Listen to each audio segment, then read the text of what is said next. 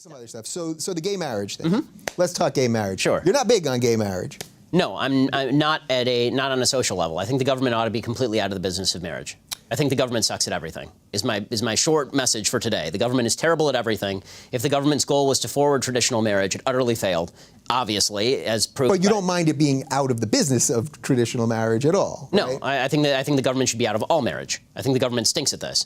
You know, now, I will say that, I think the idea of the government subsidizing gay marriage is silly because I don't think that there's societal benefit to gay marriage. If you're going to make the argument that government should be involved in marriage at all, which is not even an argument with which I agree at this point, but it's the way it is right now. Right. So let's just go from that. Okay. That base. So before I get there, one quick point. The reason I want the government out of the business of marriage is because now that the government has enshrined gay marriage, the next step is going to be going to religious people and telling them they have to engage with same-sex weddings. So as a religious person, this is problematic to me. I want a society in which I can do what I want, and I don't have to care what you think, and you can do what you want, and you don't have to care what I think. Right. That doesn't mean you get to come into my synagogue and get married. It also doesn't mean that I have to go to your gay wedding. Right, and that's an interesting place to have the discussion because I would argue for gay marriage for the exact reasons. I don't want the government involved in all of these things, and that's exactly why gay marriage should exist. And I think if Rand Paul had hit that point harder, it would have made a sensible libertarian argument for limited government. And you know what? You want to marry a dude? Go ahead. And you want to smoke weed? You're right. Well, I tend to agree. Both of those things I agree with. And by the way, I find people who smoke weed unbelievably irritating, but that's not my business. Right? I mean, this is the beauty of America is you don't have to give a crap what I think. We usually end the show by taking a bong hit. Oh yeah, well. It's going to be awkward then. No, okay. But as far as the secondary argument about let's take the predicate that government is now involved in marriage. Yeah. Should government subsidize gay marriage and straight marriage the same way? My answer is no, because the only purpose for the government getting involved in marriage is the procreation of the next generation and the raising of that generation.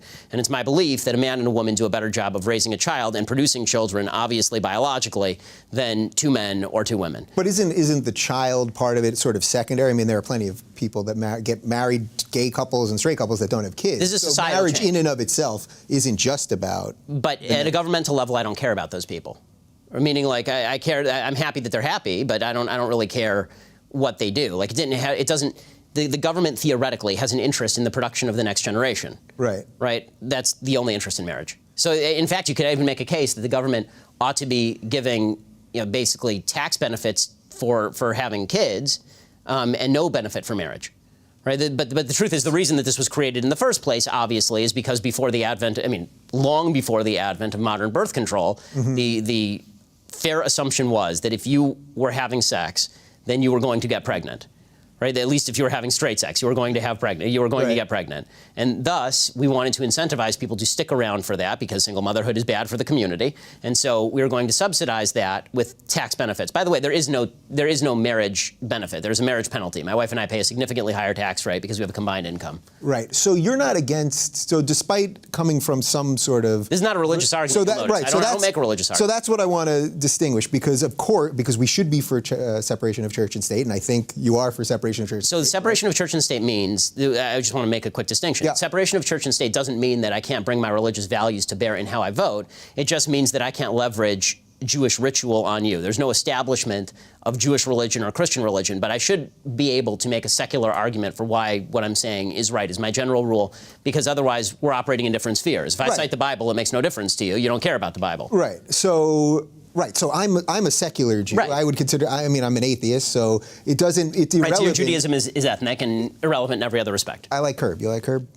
Who? Curb Your Enthusiasm. Oh, well, No. I mean, that's cultural Judaism, like bagels and matzo balls. I don't care. Still pretty good. All right, okay, so let's not get hung up with that. But so you're making the distinction between this isn't coming from a religious place. Now, I think part of the problem when it comes to gay marriage is that a huge portion of the Christian right is trying to impose their religious values on this. So but the policy itself isn't religious. But the rationale for the policy, this is where I'm making a distinction. Yeah. The rationale for people voting can still be religious, but if the policy is not religious, if there's a secular rationale, this is what Scalia said about it, actually. If there's a secular rationale to it, then the motivations of the voters don't matter. Like, I don't care what the motivation of the voter is in virtually any circumstance. I matter what the vote is.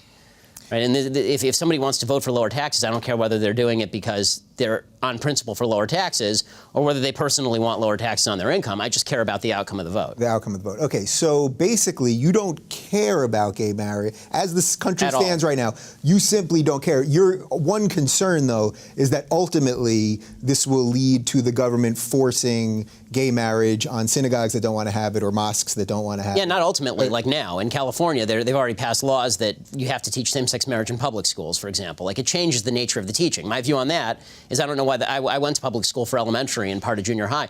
I don't understand why the government is teaching me anything about this stuff. This is for my parents to teach me. Like, this is a values thing. Right. So I guess that's sort of where it's just values just get conflated with what we're taught. Like, it's just sort of a... Yes and no. I mean, there are no values to math. Right? There are no values. Well, math, right, but there are no values to biology. There are values to history, which is why it's dicey and it's disingenuous what the left has done with the education system. There are multiple perspectives on history, and the monopolistic takeover of the liberal arts is a real problem. Yeah. And you can have multiple perspectives on that, but we're not teaching marriage in the context of history or English. We're teaching it in the context of science, which has nothing to do with anything. So and again, a PC comes in. I mean, when they were doing sex ed, when I was in junior high, they were making a big deal out of the idea that everybody is equally likely to get AIDS, for example. Not true. I mean, it's just not true. AIDS is a behaviorally driven disease. Right? I will never get AIDS, right? Barring a blood transfusion that has AIDS. I don't do intravenous drugs, and I don't have promiscuous sex. And I was a virgin when I married my wife, and she was a virgin when she married me. So we're safe. Yeah. Right. We're good. We're about as safe as you can get on this.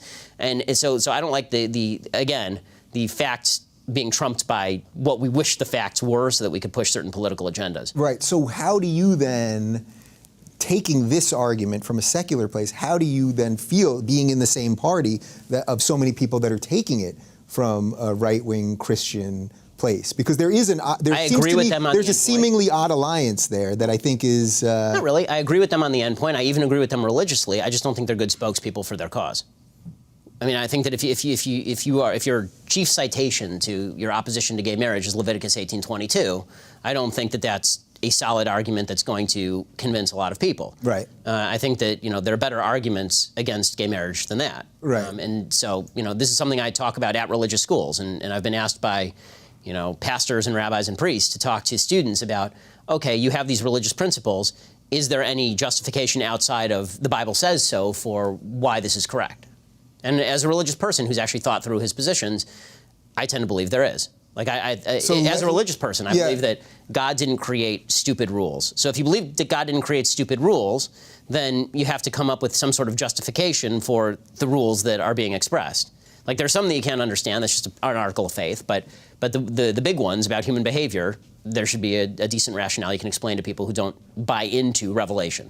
Sure. So there I would just say, well, you're basing your belief in God. It's just a belief, not anything that could be proven. So right, but that's every belief system. So no. Right. But anyone that's basing anything on religion is just basing something on some unproven thing. That is so I would say I want that nothing to do with my life. Which is fine, and that's why we live in America. Good. But I will say this: every belief system is based on something unproven. All of them. Human rights means nothing. Where do you get your basis of human rights? From a feeling. How about that? Well, exactly. Which is subjective. I handed it to you. Right. Well, right, but that's a blend. So you're saying basically where the liberals would say, I'm for this because I'm for gay people. I want gay people to be able to do what they want to do and pursue happiness like anyone else. You would say, well, just this has nothing to do with government and whatever. So there's not a lot of... No, there's not a lot of conflict here. Yeah. I mean, my governmental policy, because I'm basically a libertarian, is I don't care about that. Yeah. I mean, again, the government... So what do we do to strengthen that group of people? So clearly we don't agree on... It's getting there. We don't quite agree on this thing, but I understand your rationale, and you're not trying to stop gay people from getting married. I think right now the next conflict is not going to come from the right. It's going to come from the left pushing the ball, meaning that it's going to come from the case in Oregon with this baker who doesn't want to service a same-sex wedding, doesn't want to actually have to cater it. Yeah. Right. I think that good-hearted people should say, fine, you do what you want, go across the street to the bakery. Like, who cares? That's what I would say. Right. Like, I'm not forcing. This is the difference between a liberal and a leftist. Yeah. In a nutshell, this is the difference between a liberal and a leftist. A liberal says, your business, I don't care. A leftist says, no. I think it's imperative that you will be made to care, right? In Eric Erickson's phrase, you'll be made to care. A man will come to your house with a gun and he will tell you that if you do not cater this wedding, they were forced to pay a $175,000 fine for not catering a lesbian wedding. Right? There's a bakery across the street. This is this is really nefarious stuff. So this is where you're asking where the momentum comes from? Yeah. This is where the momentum comes from. So when I make an argument to conservatives and religious people that the government ought to get out of the business of marriage, I'm not saying that because I'm pro-gay marriage. Right. I'm very much anti-gay marriage in the social sense. I don't think that you know, as a religious person, I think homosexuality is a sin. I think lots of things are sins that people engage in. I think they should be free to engage in them. But as a religious person, that's not my thing. I don't think that gay marriage is a great, massively good thing for society on a social level. But on a governmental level, if you guys don't just get out of this business entirely, the left has no endpoint. Their only endpoint is using the government as a club against you. So now that they've got gay marriage, it will go to we're going to stop accrediting schools that don't teach gay marriage or hire homosexual employees, right? And you've got Catholic churches say, I don't want to pay the health benefits of somebody's gay partner. That's a Catholic church. Why should it have to, right? But the left would say, no, they have to, right? Yeah. You will be made to care. You're a bad person if you don't do this. And so what my argument to the right is... This is where I'm a sensible liberal. And it's right, exactly. So this is, yeah. But this, you'd actually get heavy argument from the not so sensible liberals, probably including all of the Democratic nominees. The fact is that what I'm saying is the best argument for the libertarian position on the right here is going to be a rearguard action. It's not going to be, it's better for straight people and it's bad for gay marriage to get it out of that realm. I think that if you want to fight against gay marriage, do it on the social level with your church, teach your kids what you want to teach them. But when it comes to making this argument to conservatives, the real argument is if you don't take power out of the hands of government, if you don't take that ring away from Gollum and throw it into Mount Doom, then it will be used against you. The government is the ring. So does this... Grab him by the pussy.